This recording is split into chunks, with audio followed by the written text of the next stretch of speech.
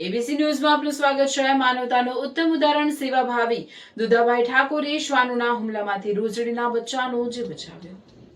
પવિત્ર શ્રાવણ માસ દરમિયાન કાંઠા વિસ્તારમાં જીવદયાનું ઉત્તમ અને પ્રેરણાદાયી ઉદાહરણ સામે આવ્યું। બુકણા કાંઠા વિસ્તારમાં આવેલા ખેતરમાં સેવાભાવી યુવક દુધાભાઈ ઠાકોરે પોતાની ત્વરિત સૂઝબૂછ અને દયાભાવથી એક અસહાય રોજડીના બચ્ચાને શ્વાનોના હુમલામાંથી ઉગારીને નવજીવન આપ્યું છે।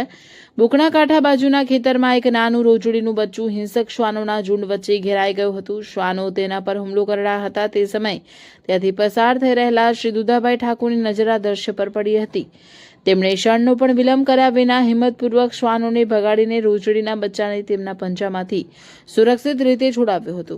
હુમલામાં ઇજાગ્રસ્ત થયેલા બચ્ચાને દુધાભાઈ તાત્કાલિક નજીકની ગૌશાળા ખાતે લઈ ગયા હતા, જ્યાં તેની પ્રાથમિક અને જરૂરી વૈદ્યકીય સારવાર શરૂ કરવામાં આવી છે। હાલ બચ્ચાની સ્થિતિ સુરક્ષિત હોવાનું જાણવા મળ્યું છે।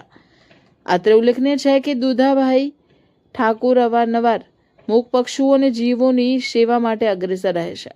પવિત્ર શ્રાવણ માસમાં તેમના દ્વારા કરવામાં આવેલું આ પુણ્ય કાર્ય જીવદયા એ જ પરમ ધર્મના સૂત્રને સાર્થક કરે છે। ગ્રામજનોને સ્થાનિક અગ્રણીઓએ દુધાભાઈના આ માનવતાવાદી કાર્યને બિરદાવીને તેમને ખૂબ ખૂબ અભિનંદન પાઠવ્યા છે। રિપોર્ટર વિપુલભાઈ ચૌધરી, રાધનપુર।